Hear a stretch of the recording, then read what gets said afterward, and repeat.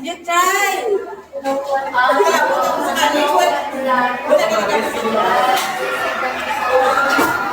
And down.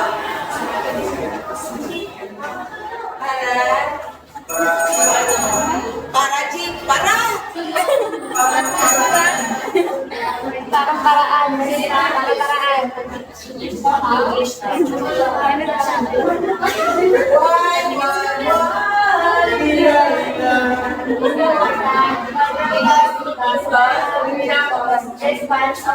Yes, so that you will know if your message was received by I received. Siyempre mag-respond ka. Di ba nga ako niya sa ito? Example, nag-text ka ng nanay mo, Nay, padalkit ko sa or balot. Balot.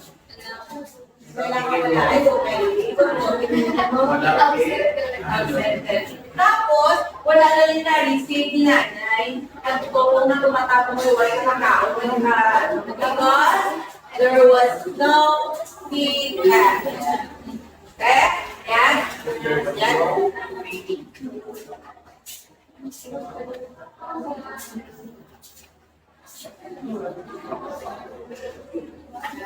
Ang hindrance in the communication process is called noise. Sige. Kung nagkakatrace ka mechanical, there is an hindrance. There is an hindrance to communication. Busy ka man nakamarites. Pagdalahin ka pa, sakot ng si Marisol.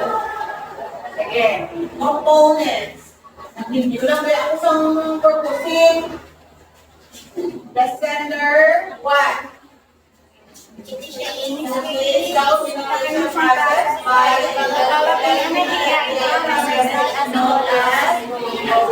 how about the channel? The sender transmits the message through a channel or a method of delivery. Example, by email, you have your email address, your phone conversations, instant messages,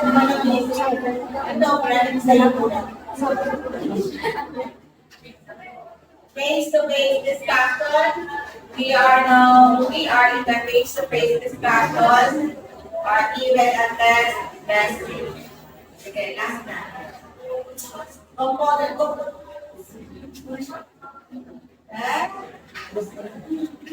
Yes. Ano ba dayaw siya? The receivers. Dito, the receiver.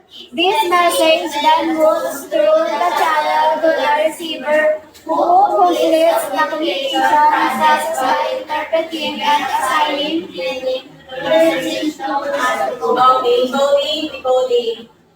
Then, feedback. This is a critical component in the communication process that ensure a message was properly received. Okay, lang for today. Okay, this is 53 slides. 10 pa lang ang natapos. Okay.